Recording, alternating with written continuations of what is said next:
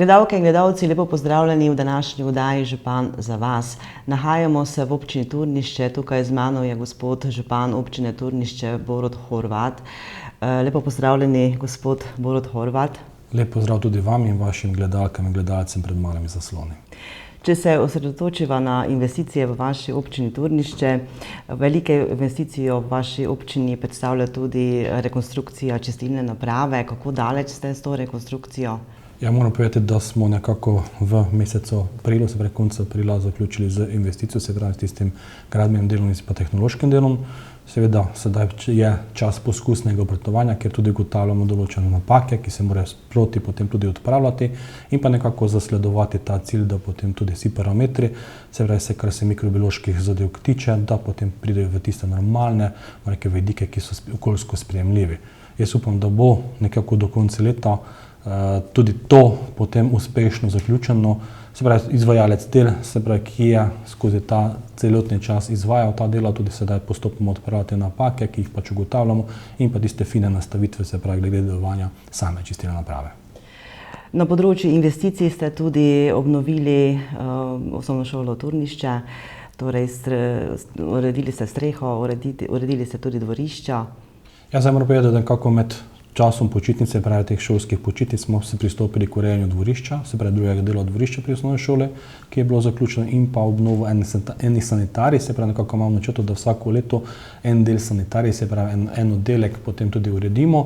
Zdaj v teku je pa investicija, se pravi obnove šolske strehe, se pravi, ki je bila prizadeta po neurju v lanskem letu.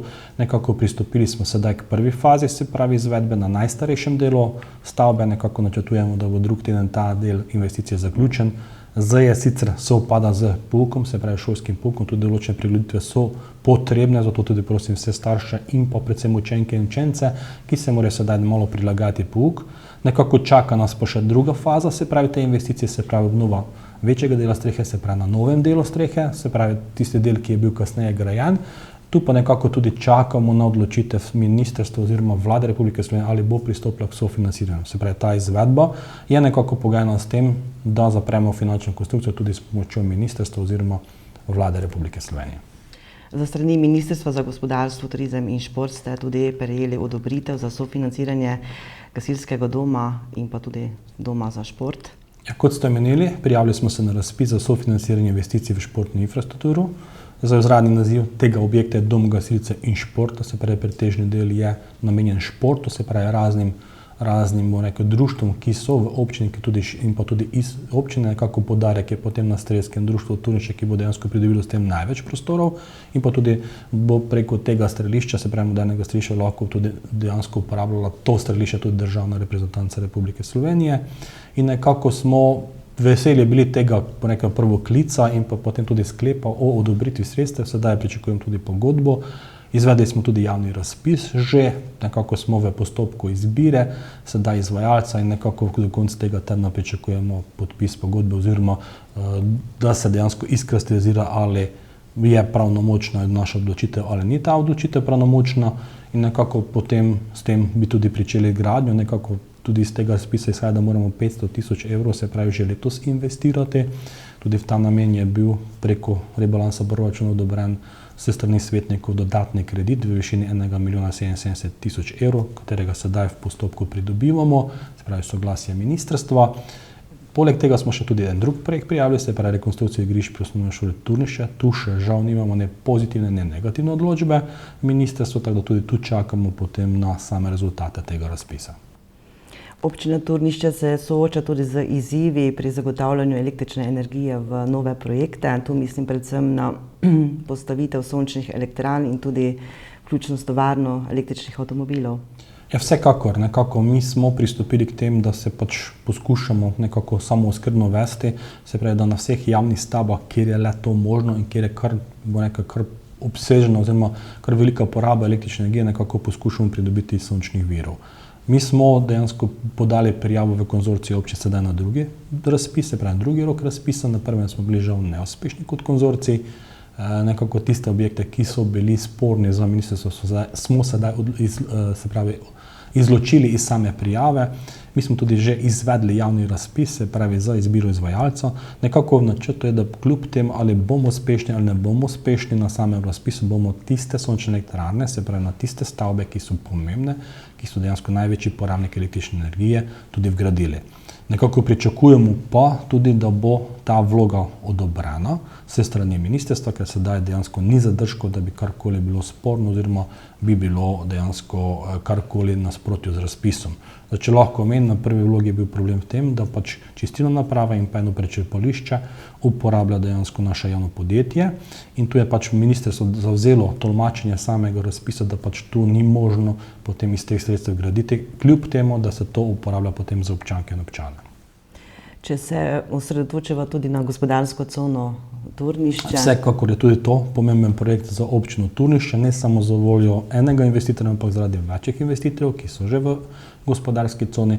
Nekako borimo se zdaj že skoraj 3 leta z vzpostavitvijo daljnovoda Murska Sobota-Lendava, kjer zaradi pritožbe, se pravi enega od dveh lastnikov, da bom bolj natančen, stoji celoten projekt in se ne premakne z mrtve točke.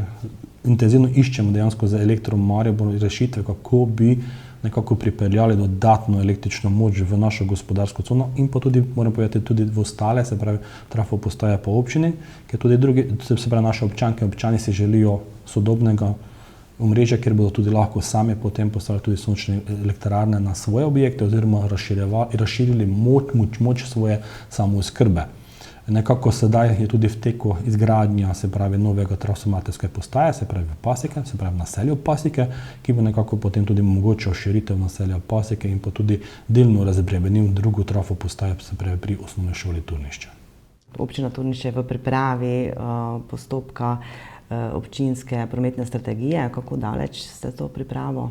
Ja, tu moram povedati, da smo se spet prijavili skupaj s konzorcijem občin, se pravi 5 občin, nosilna občina je bila Moravske Toplice, poleg tega, poleg nas so še občine Beltinci, Tišina in pa Puconci, se pravi nekako okrog mestne občine Murska Sobota smo potem zaokrožili konzorcij, nekako sedaj je v fazi začetka priprave strategija.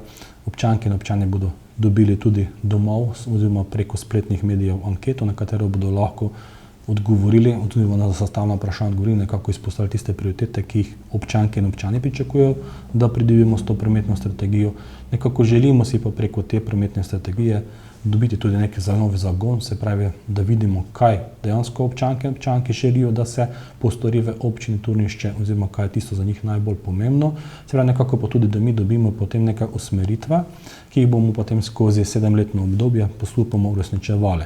Zdaj, poleg kolesarskih povezav, jaz verjamem, da je za občanke in občane pomembno še kaj drugega, varnost v prometu oziroma tudi umiritvena območja določena, ki bi se vzpostavila v občini Turnišče, tako da upam, da bomo skozi ta proces, se pravi nekako načrtovali, da bi do konca naslednjega leta potem ta proces zaključili, pridobili eno, strategijo, katero bi lahko potem tudi nekako v 7-letnem ciklusu uresničevali skozi projekte.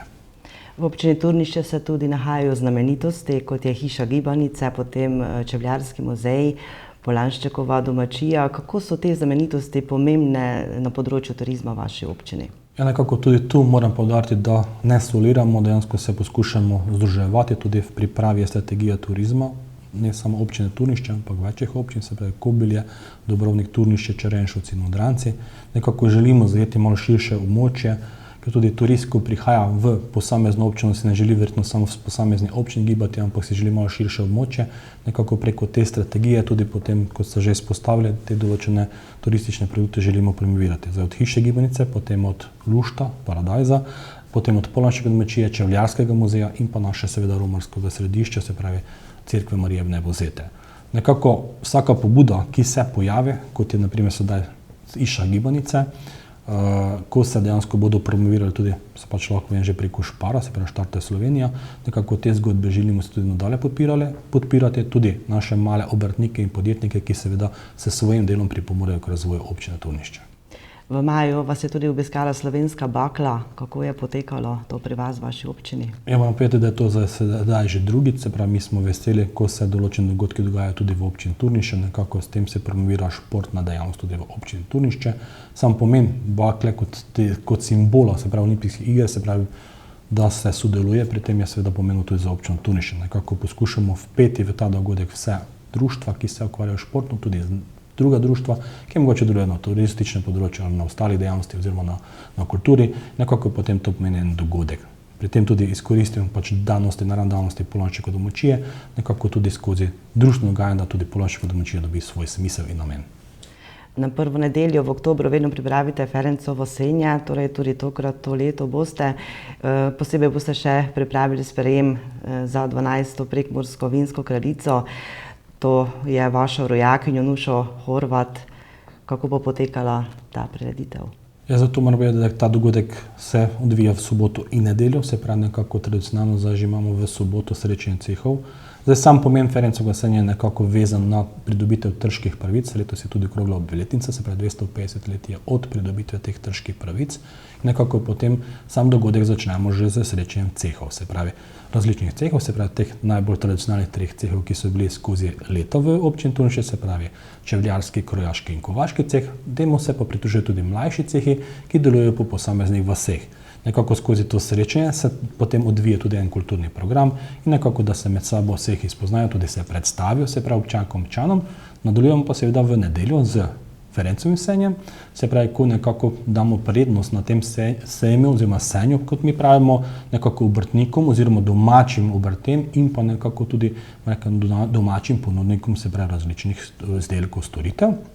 In odvija se pa začne že takoj zjutraj, se pravi od 8 ure naprej na Planikinem parkirišču in pa potem nekako traja do 1 ure, se pravi do 13. ure, ko se samo dogajanje, tudi v tem moram vedeti, da sodelujejo tudi, se pravi, folklorne skupine, ne samo iz Republike Slovenije, ampak tudi iz Hrvaške in pa včasih tudi kakšna madžarska skupina ali pa kakšna druga, se pravi avstrijska oziroma z drugih držav, drugih področij tudi Republike Slovenije. In nekako zaključi se potem ta praznovanje z trgatvijo stare trte tukaj pred občinsko stavbo, kar je pač v domeni oziroma v upravljanju Vinogradniško-sadjarskega društva domačega. Zdaj, ker ste me že prej dejansko tudi malo izvali, nekako pripravlja tudi Vinogradniško-sadjarsko društvo, se pravi s sodelavkama, se pravi Jasmino in Marijo, sprejem za 12. vinsko kraljico, se pravi 12. prekmursko kraljico, ki bo tudi sodelovala v programu. Zakaj več bom težko povedal, zato ker rajši povem, vabljeni vsi na Ferencovo senje, videli boste, kaj se dogaja v Turnišču. Za na konec nam še povejte, katere načrte in investicije, projekte boste izpeljali do konca tega leta. Zdaj, bistveno tiste načrti, kjer so dejansko že v začetku, se pravi, kot sem že menil, se pravi, ta drugi del strehe želimo še dodatno tudi obnoviti, se pravi, ga narediti varnega, da bo odporen pred neurji. Nekako to je tisto, bom rekel, zdaj glavno, kar nam je prioriteta, da pridobimo, da zapremo finančno konstrukcijo. Nekako upamo, da bi se to zgodilo že v tem letu oziroma najkasneje do prve polovice drugega leta.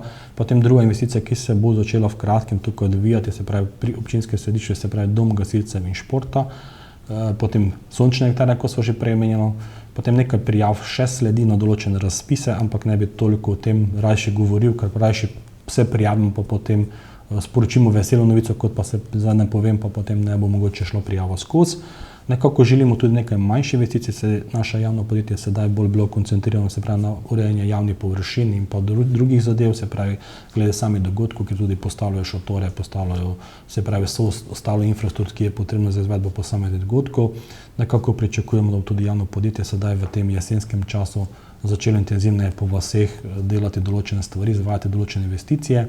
Nekako v vasi Renkovci pričakujemo, da bo podjetje Nograd, ki je bilo izbrano preko evidenčnega javnega naročila, tudi začelo del odvodnjavanja ene ulice in pa del drugega projekta, ki je že dolgo časa v zraku. Nekako poskušamo pa tudi se prilagajati potem s temi manjšimi investicijami proti koncu leta, da tako vidimo, kje je mogoče kaj potrebno popraviti, kje je kaj potrebno investirati dodatno.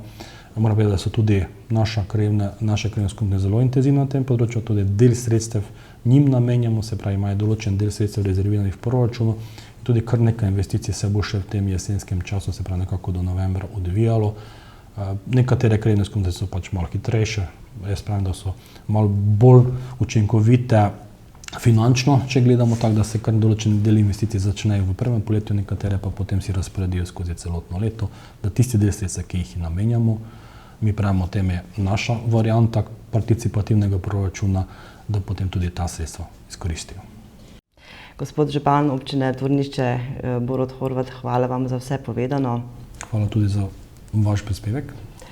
Drage gledalke, dragi gledalci, hvala tudi vam, da ste nas spremljali. Glejte nas spet prihodnjič, ko bo na sporedu nova oddaja Župan za vas. Do takrat pa lepo se imejte in lep pozdrav iz občine Turnišče.